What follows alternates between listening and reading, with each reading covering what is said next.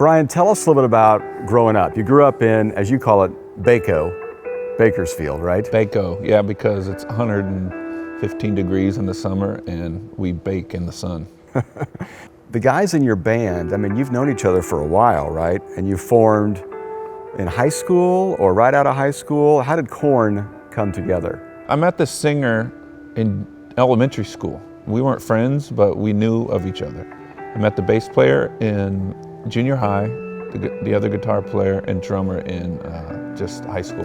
So we would play like little cheesy bands in the 80s, like hair metal or whatever, tight jeans and big hair. So now hold on one second. You're saying the 80s bands were cheesy bands?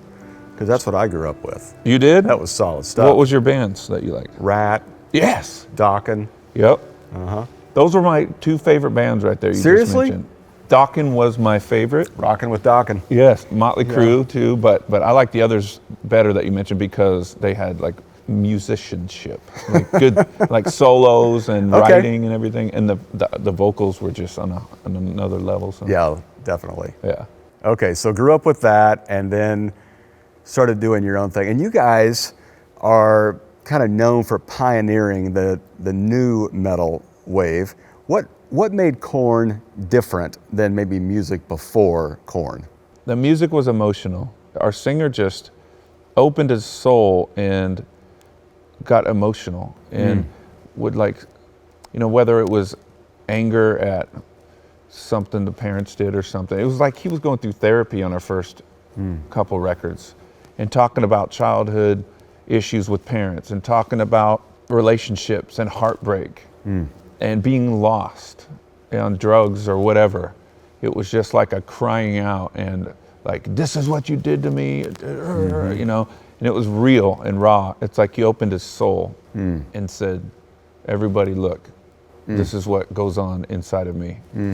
So it was really powerful and it really ignited kind of a reaction in the rock world about, where you can go as an artist with your soul and with your intimate emotions and everything. Right. Okay, so tell us what's going on with you at this point, because I'm sure growing up, being a rock star sounds like the greatest thing ever, and you achieve it. With that comes a lot of fame, money, but temptation as well. Were drugs something, or addiction something that you felt like you'd wrestled with on and off up until that point, or was it all brand new to you at that moment? I had messed around a little bit, but when I turned 15, it was beer. It was beer. It wasn't hard alcohol because me and my friends, we kind of liked to be in control. We don't want to throwing up. It just doesn't sound fun, Usually not. It was always beer on the weekends. So you get into the rock star life, and is that when you were introduced to meth? Did that become part of your life at that point? Tell us a little bit about the downward spiral you went on. I was living in LA and I was going back and forth to Bakersfield. And so one weekend we're in Bakersfield and there's this girl that told a couple friends. She was curious about me and everything. I went to hang out with her and we ended up at this apartment and somebody just broke out this pink looking dust and the girl did it and everybody started doing it and I was like, I'll do it. And I snorted it and it just was like, it burned so bad. And then next thing you know, I was just high as the clouds. I mean, I felt like my heart was pounding. And after the party was over, everybody went home. I went to my parents' house and went to bed. And I rolled around for 7 hours. And I was like, that stuff is the worst stuff I've ever tried. I'm never doing it again. And so once we started the band, we had this tour manager that we found out was a dealer. Just hanging out some nights, going to bars and everything. I remember one night I had to drive somewhere and I drank too much and this guy goes, I got something that'll sober you up. And so I was like, all right. Well, I didn't even put it together that it was like the pink stuff, but it was white or whatever. But I tried it and I was just like, whew. And then I stayed up all night. I remembered I was like, you can't sleep, so I'm just gonna stay up. That started, it was like, I knew it was bad. I knew it was a dirty drug. I knew it was like people talked about it in secret. And when I did it, I would stop because I was like, that's bad. That stuff's gnarly and it's not healthy. Right. It's not good for you. So your life begins to kind of spiral out of control. You're married at this point in the band and you have a daughter. Tell us a little bit about when you hit rock bottom and your decision, I got to do something about this. I fell into the main thing with doing the meth too much. I'd try to do it like every once in a while because I started to like it, and then it got more and more, and I got to a point where it was like, I got to quit. This stuff is not okay, and I'm getting addicted. So I quit. I quit for like 2 months, and then I met the mother of my future daughter, you'd say, and so when I met her, she was using. I didn't know at first, but then I found out. And so I told her, look, I'm done with that stuff. And she was going back and forth on it. I broke up with her because of it and everything. And then she finally quit. And we ended up together. But when Korn came and we formed that band, it was all at the same time. And some of the other guys I found out were using it too. And then once we found out each other was using it, we were like, oh, you're doing it too. And then we started doing it together and writing songs and everything. And you think you can write masterpieces like Mozart when you're high. Mm-hmm. Then you listen to it the next day and you're like, that's the worst song I've ever heard. So it's like it's really misleading. But so when the band started to tour, it was like, that drug is not gonna bring us success. So when we hit the road, no more meth, it was done. But when we hit the road, we got like Jägermeister endorsements. We got Coke dealers around us. We got girls that just wanted to party, and so we fell into the other traps. But we're like, it's not methamphetamine, so a little bit of Coke, So we were doing the other stuff, and that progressed over years and years. Me and my wife ended up getting divorced, and we would fall back into meth sometimes, like on a weekend, and then the whole next week we'd be arguing, physical fights. It was just horrible, and but we kept going back and forth, and so. The rock bottom, I'd say, when she left me, found a boyfriend when I was on tour with Metallica. She was with these guys in my house, and my daughter was there. And I found out about it, and I called her, and they knew I was coming home, so they left. All the guys and my wife left. And so she wanted me to visit with the kid. And so I visited with my daughter, but I was like, I'm not leaving her here. I took her on the road, and I got sober. After that tour, we came home, and I just focused on being a dad. I got full custody. Sober 4 months, 9/11 happens. I start stressing out over the world and fear and everything, and I start drinking again. And then I go full force back into the drugs for a couple years. I ended up moving back to Bakersfield where it all started. Promised I wasn't gonna do meth ever again. When I was in Bakersfield one night, I was hanging out with this guy. He had an oil business, he was rich, and we were talking about just drinking and how we used to do meth. He told me his employees do meth. We ended up getting too drunk and called one of them. And I was like, just this one night, became a 2-year addiction. I became just like those guys and my ex. What I judged, I became. And took it all over the world, to Asia, Europe, everywhere. And I ended up just a meth head. I tried to go to outpatient rehab to get off it at the end of that 2-year thing in 2004. But as a last resort, my friends invited me to go to church, and that was when the shift happened. What were you thinking? What were you feeling at that moment? Did you think, I'm not welcome here, I don't belong, or were they welcoming you in? Tell me about that whole experience. What's going on? It was crazy because I knew that, this is what I knew about Christians, that they didn't drink, cuss, or smoke.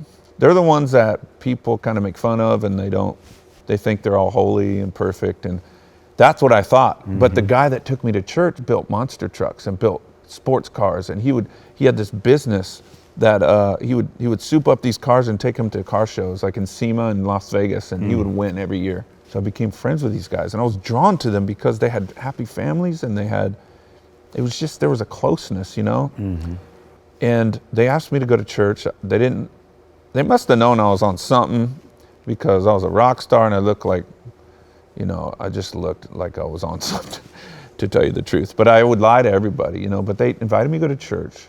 I walk in there, and there's the pastor and all these people. The worship's playing. I hear the song Majesty, and it touches, like, I'm an emotional guy, and I was like, this, I didn't know what it meant, but I was like, this is really beautiful music. And I felt that peace, And when the pastor got up, he just looked like he dressed normal. He didn't look holier than thou or nothing. And he talked about Christ coming in to live inside of you. And that all the things that, if you have things in your life that you're doing that are hurting you and harming you, if you stick with Christ and start to grow, then they can't stay and your whole life will change. All right, so we're talking in this series about justice and mercy and humility. I'm really curious about mercy from your perspective, because it's at this moment you sense the mercy of God in your life. Tell me a little bit about that, and tell me a little bit about the mercy of the people around you. Did you feel like you were accepted by them and brought in by them? Did you sense that kind of mercy like you did from God?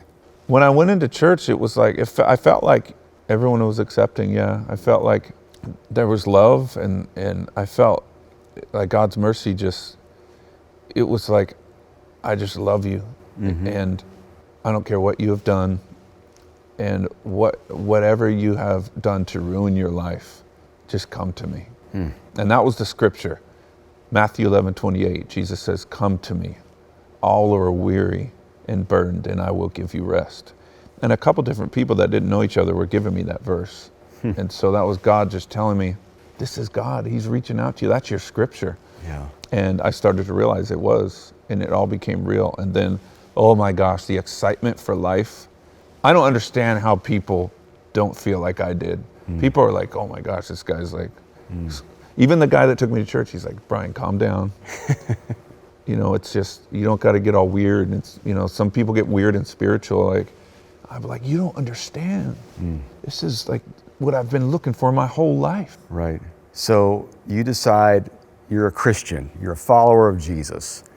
And then you made some pretty bold moves. One was, obviously, you got sober, but then you also quit Korn and left the band. And then you decide, I'm going to be a Christian musician.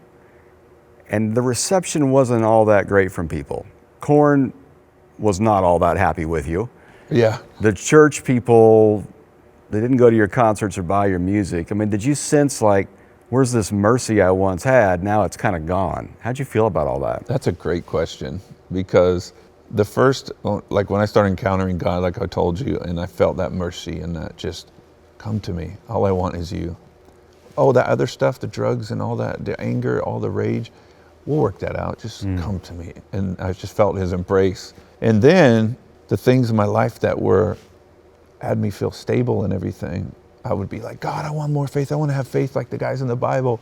Then my money like grew wings, flew away. A lot of people make the mistake. This is a key moment in a Christian walk. And it happens at churches all the time. A lot of people, this happens and they make the mistake to leave the church and walk away from God. It's like we're given this, honestly, a test of how far are we willing to go, and like, will we suffer with the Lord? Will we walk away from him when things go wrong, And so, thank God I was given grace to just stay in it. And I know one thing that was the biggest thing that, the spiritual enemies we have, whatever that looks like, is unforgiveness. So I would always forgive and be like, Lord, I would love to choke these guys out, but I choose to forgive them. And I just bless them and, help me, that type of thing. So I never walked away from him, but it was a very high lack of mercy. What I love about your movie that came out recently, Loud Crazy Love, about the journey of you and your daughter through all of this, Yeah. is you really chronicle your journey of, absolute rock bottom, leaving the band, and then kind of your own questioning of, well, why aren't people receiving this the way that I thought they would? And then you extend mercy to the band, and you come back to the band, and you're now sharing the love of God on a huge platform now with all the people that are fans, but in a very non-judgmental, loving way. Talk about that transformation a little bit and kind of where you are now with that. As I walked through this journey with them, I made many mistakes, and so I wasn't showing people mercy all the time either. I remember when I left the band and I found out the bass player became Christian, I was like, how are you in the band? And you feel good about playing those songs, And I told him that. So that was like that wasn't mercy. That was Right. that was judgmental. And so I learned as I went back and I started playing around. And my solo career did start to grow, like little by little by little. I ended up getting these cooler shows, and I ended up connecting with Korn. And I saw them at some big rock festival, and they asked me to play a song with them. I played a song with them, and singer breaks down in tears and he was just, thank you for this last experience. If we never play again, thank you for giving me this memory. Because it was a positive memory instead of the negative when I left. And it was just, I saw God doing this, and a lot of people got emotional with that appearance because it spread over the internet. My dad even cried the next day because he knew these guys since we were little, and he's like, what a cool thing to see. And no one thought they would see it. And I just felt, honestly, we're talking about mercy, I felt the mercy of Jesus for my band and for all the big crowd of those people. And I was watching at that concert before I played with him, I was looking out at the crowd, and I felt a whisper, like almost in my own mind and thoughts and everything, that the Lord just kind of came through, and he was like, these are my people, and I want them. And I felt that in my emotions, and I'm listening to this band, Five Finger Death Punch, and I'm watching them and like almost tearing up, and I'm like, this has got to be the Lord, because this doesn't make sense. And so they asked me to come back, and I remember that, and I got advice and counsel from people, and I just walked back into that atmosphere and joined the band again. And it's raw, it's real, and it's raw, and there's some partying going on, but there's no groupies backstage, there's no hard drugs ever. Us guys, we don't party anymore. It's just chill now. It's about the music and the fans. The great thing about your journey is your daughter has been front and center for all this. Tell us where she is now. You guys seem to have a great relationship, and just what's God done in her life?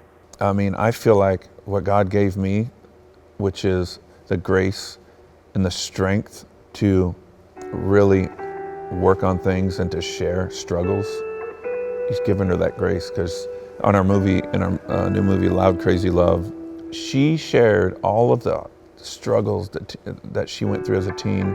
I tried to raise her with Christ, in the church, and connect with the right people and all that. But when she turned 13, 14, she fell into her mom's been out of her life. So those issues came up, and me and her butting heads. And it was just, I was trying to be dad and mom for years. And she started harming herself and she cut her arms, both sides, in 2013. So I had to get really just deep counseling for her long term. And so I found a boarding school that had counseling. The hardest day of my life was when I dropped her off there against her will, because she threatened she would run away. So I just kind of went there, checked out the school, and said, I'm sorry to tell you, but I'm enrolling you today. And she broke to pieces, and I did too. I cried for like an hour, and but it was the best thing for her. So she's been there 5 years. She's now graduated high school.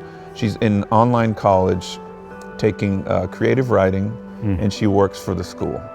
I couldn't be more proud of this kid, man. She's just talked about all of her dark times, and it's amazing. God is so good. He restores all things, all things, if you just give him your life and trust him. For anybody out there watching this who's a parent of a child that they think might be experimenting with drugs or self-harm, what would you say to them, having been on both sides of this, as one who dealt with it and one who watched their daughter deal with it? What would you say to them as a way to encourage them and how to interact with their teen? We have our children for a certain amount of years before they're legal adults, and so you do anything in your power to help them.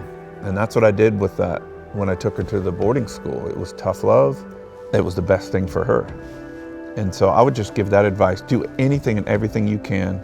Love them, love them, love them, love them. But if they're not responding to, you have to get real with your options, because I know we love our kids too much to let them just fall, This has been fantastic. Thank you. Your books are Save Me From Myself, and what's the latest one? With My Eyes Wide Open. Eyes Wide Open, okay. And that it's kind of like goes with the story of the movie. The movie is fantastic, and it's incredibly raw, but very real. Well, thanks again. Appreciate it, buddy. Yes, thank you. I love your church and what you do, and you're one of my favorite speakers. I don't know if you knew that, but I did not. thank you very much. Thank you, buddy. It's an honor. Appreciate it. Yeah.